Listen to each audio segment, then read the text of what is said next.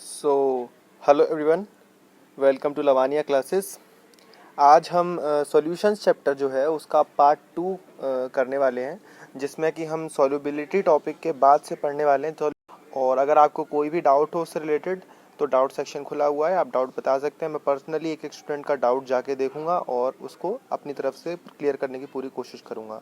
तो आज हम शुरू करने वाले हैं। जो फर्स्ट टॉपिक है हमारा वो है solubility of a solid in a liquid.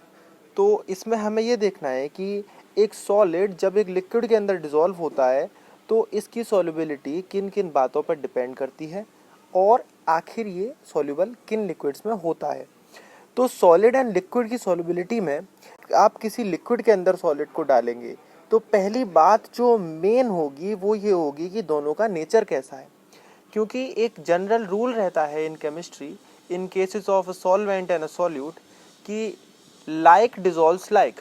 एक पोलर सॉल्वेंट एक आयोनिक सॉलिड को अपने अंदर डिसॉल्व करना चाहता है और एक नॉन पोलर सॉल्वेंट एक कोवेलेंट सॉलिड को अपने अंदर डिसॉल्व करना चाहता है। यानी कि हमारे पोलर सॉल्वेंट्स क्या होते हैं? पोलर सॉल्वेंट्स वो सॉल्वेंट्स रहते हैं जिनके अंदर डायपोल मोमेंट जीरो नहीं रहता है। डायपोल मोमेंट हमारा क्लास 11 का टॉपिक है और बॉन्ड के बीच में पोलैरिटी मौजूद होती है क्योंकि उनका डायपोल मोमेंट जीरो नहीं होता है। इस वजह से जो पोलर सॉलिड्स हैं उनमें partial positive and partial negative charges present रहते हैं, जिसकी वजह से अगर उनके अंदर हमने कोई ऐसा सॉलिड डाला है जिसके अंदर भी चार्जेस मौजूद हैं तो वो सॉलिड बखूबी उस लिक्विड के अंदर डिसॉल्व हो जाएगा। और वाइस वर्सा, अगर किसी लिक्विड के अंदर जो कि नॉन पोलर है मौजूद नहीं है, चार्जेस पोलैरिटी मौजूद नहीं है, तो उसके अंदर कोई आयनिक सॉलिड घुलना नहीं चाहेगा।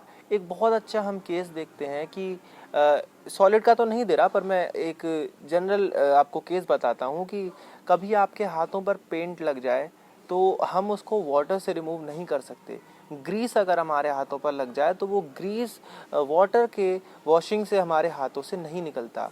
उसको रिमूव करने के लिए हम जनरली क्या करते हैं, पेंट या ग्रीस को हटाने के लिए ऑयल का यूज़ करते हैं। तारपीन का एक तेल आता है जिससे पेंट रिमूवर की तरह यूज़ किया जाता है और उससे पेंट बहुत ही आसानी से हमारे कपड़ों पर से, हमारे बॉडी पर से रिमूव हो जाता है। तो इसका मेन चक्कर क्या रहा कि उन दोनों का ही नेचर लाइक था, लेकिन वाटर जो था वो उससे डिफरेंट नेचर रखता था, तो वो वाटर में डिसॉल्व नहीं हुआ। Water is actually a polar solvent.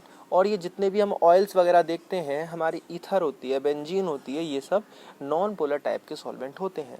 Next thing is, मान लीजिए वो अगर सॉलिड उस लिक्विड के अंदर घुलना शुरू भी कर गया तो जब वो घुल रहा होगा तब वहाँ पर सॉलिड और लिक्विड के इंटरफेस पर जो उनका बाउंड्री सरफेस है वहाँ पर एक्चुअली हो क्या रहा होगा। तो उधर होता ये है कि दो process at the same time वहाँ पर हो रही होती हैं। फर्स्ट प्रोसेस जो वहाँ पर हो रही होती है उसे हम कहते हैं डिसोल्यूशन। डिसोल्यूशन में होता यह है कि सॉलिड लिक्विड के अंदर घुला जा रहा होता है, उसके पार्टिकल्स लिक्विड के वॉइड्स के अंदर जा रहे होते हैं और वो उसमें घुल रहा होता है। और दूसरा प्रोसेस वहाँ पर ये हो रहा होता है क्रिस्टलाइजेशन, कि कुछ पार्टिकल्स जो लिक्विड के फेज में चले गए होते हैं, मतलब जो सॉल्यूशन के फेज में चले गए होते हैं, वो वहाँ से किक आउट कर दिए जाते हैं और वो फिर से सॉलिड की सरफेस के ऊपर आके चिपक जाते हैं। तो ये दो प्रोसेस जो हैं वो एक साथ चल रहे होते हैं, साइमल्टेनियसली एक साथ ये दोनों प्रोसेस हो रहे होते हैं, डिसोल्यूशन एंड क्रिस्टलाइजेशन।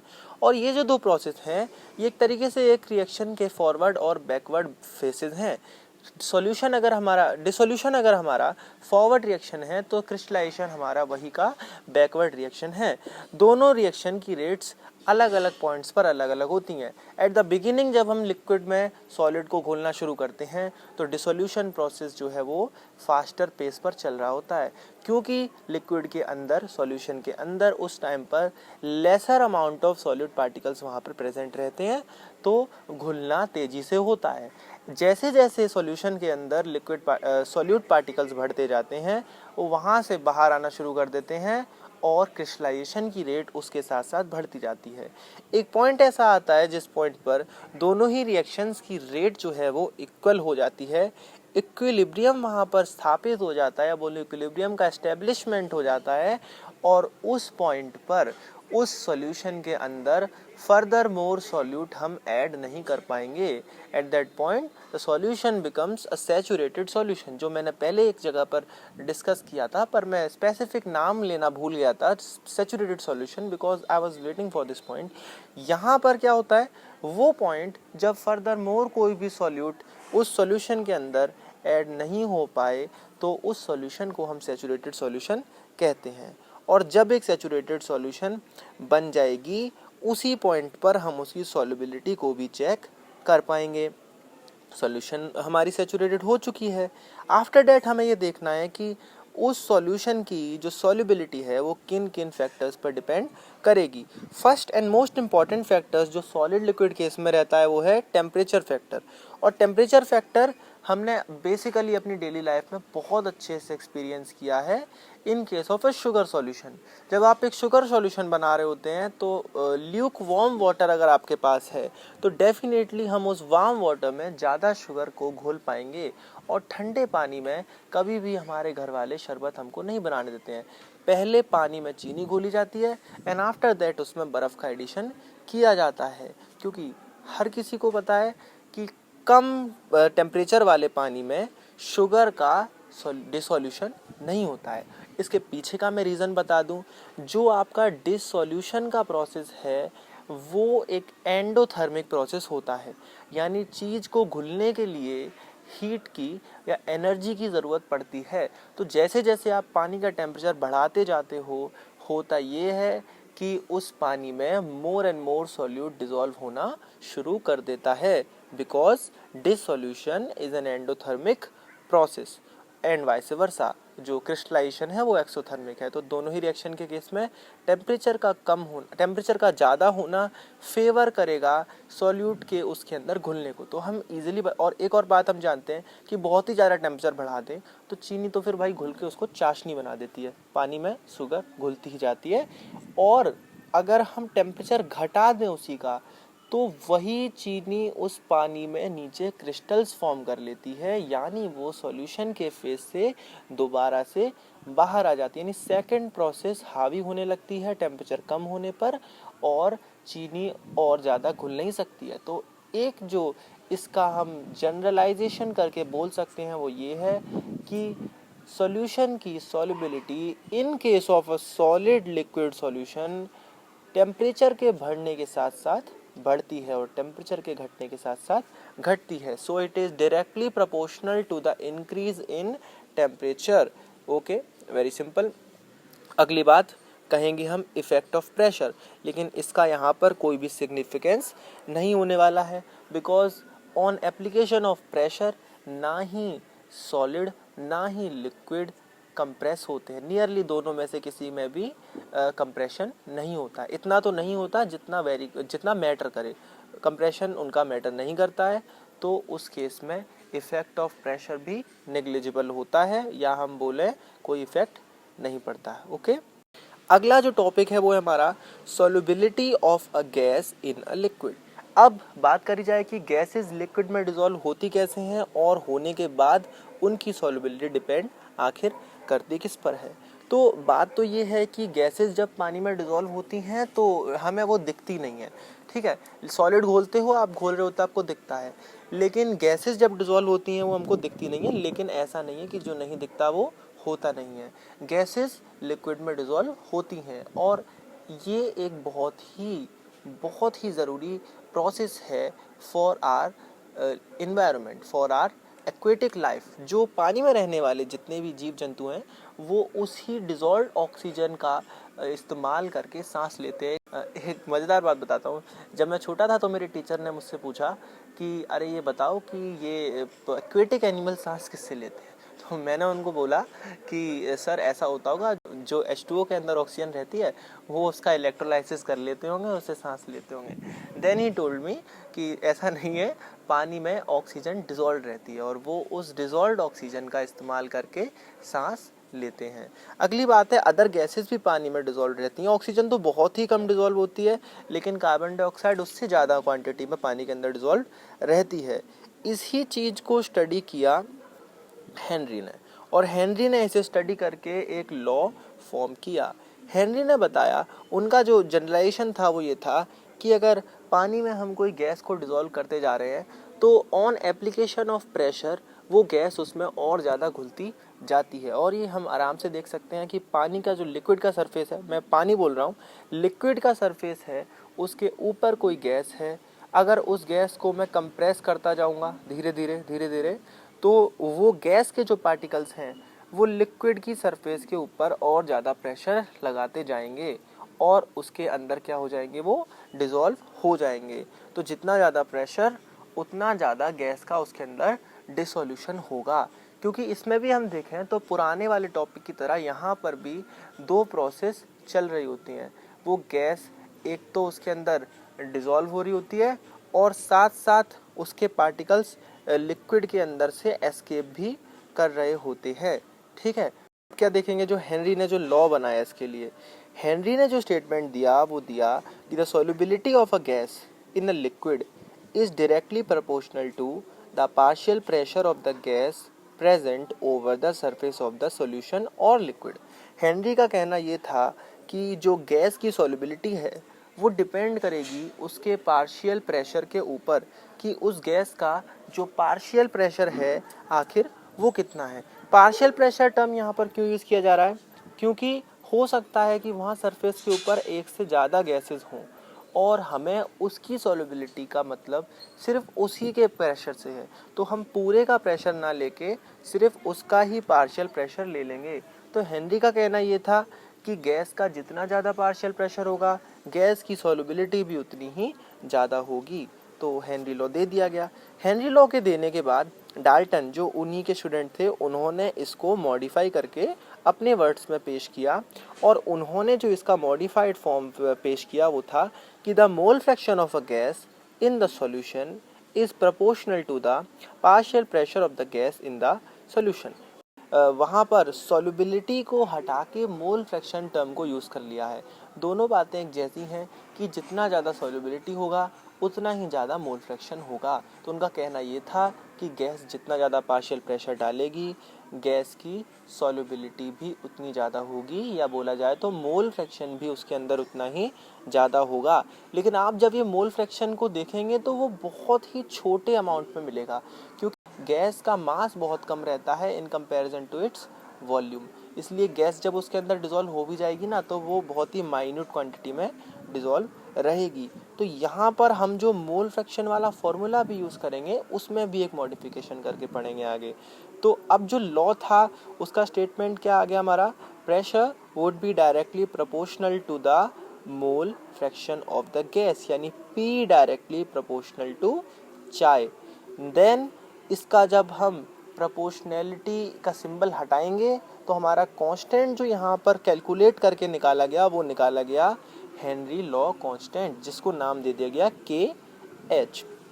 और जो हेनरी लॉ कांस्टेंट था ये हर गैस के लिए अलग अलग वैल्यू रखता है, ये depends on the nature of the gas. ठीक है, क्वेश्चंस भी मैं डिस्कस कर दूंगा in the exemplar problem section. ठीक है, अभी थ्योरी पर ध्यान देते हैं, क्योंकि फिजिकल केमिस्ट्री में आपने जितने अच्छे से थ्योरी पढ़ ली उतने अच्छे से आप न्यूमेरिकल करने के कैपेबल होंगे। Theory matters most in case of physical chemistry. Henry law अगर हमने पढ़ लिया है तो हेनरी लॉ के एप्लीकेशन क्यों ना पढ़ लिए जाए। बहुत इंपॉर्टेंट टॉपिक है हेनरी लॉ के एप्लीकेशन। 3 एप्लीकेशन हमारे कोर्स में प्रोवाइड किए गए हैं, डीपली हमें इनको पढ़ लेना है। फर्स्ट थिंग इज़ जो बेसिक एप्लीकेशन है इसका वो है फिलिंग ऑफ सोडा बॉटल्स। जब हम सोडा बॉटल्स या सॉफ्ट ड्रिंक की बॉटल्स को फिल करते हैं तो हमें पता है वो कार्बोनेटेड बनाई जाती हैं, उनमें लिक्विड में कार्बन डाइऑक्साइड को डिज़ोल्व कराया जाता है। और जितनी कार्बन डाइऑक्साइड हमारी डेली लाइफ में घुलती है हमारे नॉर्मल वाटर में, एटमॉस्फेरिक प्रेशर की वजह से हमें वहाँ पर उससे कहीं ज़्यादा कार्बन डाइऑक्साइड की ज़रूरत होती है to make the drink fizzy, उसको फिजी बनाने के लिए। तो हम करते ये हैं कि एक प्रेशर चेम्बर का इस्तेमाल करते हैं, उसमें से गैस प्रेशर के साथ आती है और लिक्विड के अंदर डिज़ोल्व हो जाती है। तो more the pressure more will be the amount of gas dissolved in the bottle of Coke. ठीक है, और रहता ये है कि वो जो ढक्कन उसका लिड होता है वो उस प्रेशर को रिटेन करके रखता है। जैसे ही हम वो ढक्कन हटाते हैं प्रेशर रिलीज़ होता है, बाहर प्रेशर कम है, अंदर प्रेशर ज़्यादा है, और वो जो गैस है वो एस्केप करती है विद अ फिज, वो एस्केप कर जाती है वहाँ से। Next thing is the scuba diver case. तो स्कूबा डाइवर्स का केस जो है वो बहुत ही इंटरेस्टिंग केस है। पुराने ज़माने में जब स्कूबा डाइविंग होती थी तो लोग स्कूबा डाइविंग के टाइम पर एयर के सिलेंडर्स को लेके जाते थे।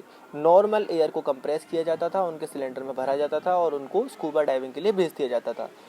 एट सरफेस कोई दिक्कत नहीं थी, डीप वाटर में जाने पर भी कोई दिक्कत नहीं थी। दिक्कत शुरू होती थी लौटते में। आप ऊपर हैं, आप एटमॉस्फेरिक प्रेशर की प्रेजेंस में खड़े हुए हैं, तो होता ही है हमारे ब्लड में ऑक्सीजन डिज़ोल्व बहुत कम होती है, CO2 काफ़ी होती है, ऑक्सीजन कम डिज़ोल्व होती है। आपने पढ़ा होगा, उसी के लिए हीमोग्लोबिन होता है हमारे ब्लड में जो ऑक्सीजन का कैरियर होता है। लेकिन नाइट्रोजन गैस जो है, it's the major component of air. Air का सबसे मेजर कंपोनेंट है नाइट्रोजन, और ये डिज़ोल्व नहीं होता है, इसकी सॉल्युबिलिटी सबसे कम होती है। एंड मैं आपको बताना भूल गया कि गैसेस जो हैं वो जितनी आसानी से लिक्विफाई हो सकती हैं वो उतनी ही ज़्यादा किसी लिक्विड के अंदर डिज़ोल्व होंगी, क्योंकि उनके बीच के इंटरेक्शन उतने ही ज़्यादा अच्छे होंगे। तो नाइट्रोजन गैस जो है वो भाई बहुत ही लो मेल्टिंग पॉइंट रखती है, बहुत ही कम टेम्परेचर पर लिक्विफाई होती है, इसलिए वो पानी में डिज़ोल्व भी नहीं होना चाहती है। तो अगर वो डिज़ोल्व नहीं होती है तो ये बहुत अच्छी बात है हमारे लिए, ये हमारे ब्लड में डिज़ोल्व नहीं होती है एट अर्थ का सरफेस, जो हमारा सरफेस लेवल है वहाँ पर। लेकिन जब हम पानी के अंदर जाते हैं, डीप जाते हैं, तो वाटर प्रेशर भी हमारे ऊपर पड़ता है, और जो टोटल प्रेशर जो हमारी बॉडी उस टाइम पर महसूस कर रही है वो ज़्यादा होता है देन एटमॉस्फेरिक प्रेशर। और उस प्रेशर के इतना ज़्यादा होने की वजह से नाइट्रोजन का भी डिसोल्यूशन हमारे बॉडी के अंदर शुरू हो जाता है।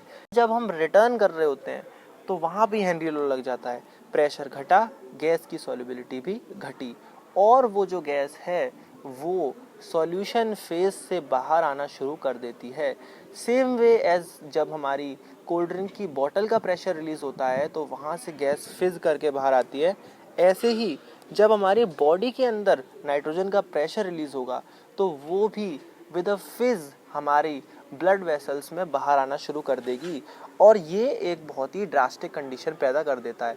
उसकी वजह से होता ये है कि बॉडी में ब्लिस्टर्स फॉर्म हो जाते हैं, जगह जगह पर फफोले पड़ जाते हैं, वो गैस बाहर आना शुरू कर देती है, नर्व डैमेज शुरू हो जाता है, बहुत पेन होता है और बेहोशी आती है, चक्कर आते हैं, ऐसी कई कंडीशंस पैदा होती है, हेडेक, सीवियर पेन। और ये सभी कंडीशन तब आपको बिल्कुल भी अच्छी नहीं लगेंगी जब आप पानी के अंदर तैर रहे हैं। और उस टाइम पर होता ये है कि कई लोग अनकॉन्शियस हो जाते हैं, पानी में डूब जाते थे और उनकी इवेंचुअली दे डाइड। तो फिर इस प्रॉब्लम को सॉल्व करने की कोशिश की गई।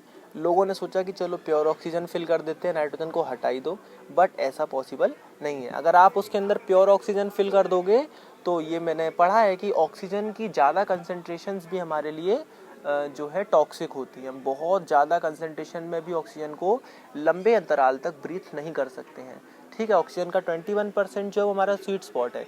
लेकिन अब क्या होता है भाई, उन्होंने अगर इस चीज़ को सही करना था तो एक सॉल्यूशन, पहले तो इस बीमारी का नाम पढ़ लेते हैं। ये जो दिक्कत है, ये कंडीशन जो पैदा होती है इस वजह से, उसको हम बैंड्स कहते हैं। बैंड्स को ख़त्म करने के लिए ये जो उनके जो टैंक्स रहते थे उनके अंदर हीलियम गैस का फिलिंग कर दिया गया, थोड़ा सा हीलियम गैस भी फिल कर दिया गया, जिससे नाइट्रोजन का पार्शियल प्रेशर घट गया और वो घुलना हमारी बॉडी के अंदर बंद हो गई, और इससे बैंड्स हमारे को नहीं होते। अब हम फ्रीली स्कूबा डाइव कर सकते हैं काफ़ी ज़्यादा डेप्थ्स पर भी, और फिर भी हमको बैंड्स की तकलीफ नहीं होती है। अगली बात जो है वो ये है कि हाई एल्टीट्यूड पर अगर कोई पर्सन, थर्ड एप्लीकेशन है, हाई एल्टीट्यूड पर अगर कोई पर्सन जाता है, माउंटेनियर जाता है, या फिर कोई वहाँ पर रहने गया, यहाँ का पर्सन की शिफ्टिंग हो गई, तो उसको दिक्कतें महसूस होती हैं, क्योंकि हम यहाँ रहते हैं, हमको आदत है ज़्यादा प्रेशर की, और हमारे ब्लड में ऑक्सीजन भी ज़्यादा डिज़ोल्व होती है। लेकिन जब एल्टीट्यूड बढ़ता है, आप ऊपर की तरफ जाते हैं, क्या मस्त हवा चल रही है यार, जब एल्टीट्यूड बढ़ता है, हम ऊपर जाते हैं, तो प्रेशर में डिक्रीज़ होता है, एटमॉस्फेरिक प्रेशर ऊपर कम होता है पहाड़ों पर, और उसकी वजह से ब्लड में घुलने वाला ऑक्सीजन का लेवल भी कम होने लगता है, और जिस पर्सन को वहाँ रहने पर इसकी आदत है वो अडॉप्ट कर चुका है, उसकी बॉडी कम ऑक्सीजन में रहना अडॉप्ट कर चुकी है, लेकिन यहाँ रहने वाला जो पर्सन है उसकी बॉडी ने अभी इसको अडॉप्ट नहीं किया है। और जब वो सडनली उस जगह पर पहुँचेगा एट हाई एल्टीट्यूड्स, जब वो किसी माउंटेन के टॉप पर जाने वाला होगा, एल्टीट्यूड धीरे धीरे बढ़ता जाएगा, ऑक्सीजन का कंसंट्रेशन उसके ब्लड में धीरे धीरे कम होता जाएगा, तो ऑक्सीजन की सप्लाई प्रॉपर हमारे ब्रेन को नहीं मिल पाएगी।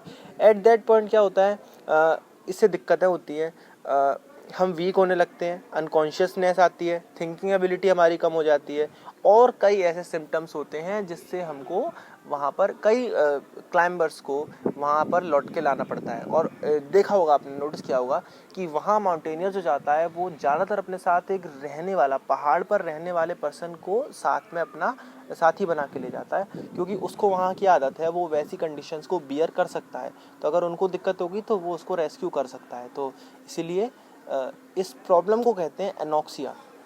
और एनॉक्सिया जो दिक्कत है वो हाई एल्टीट्यूड पर जाने वाले माउंटेनियर्स को होती है।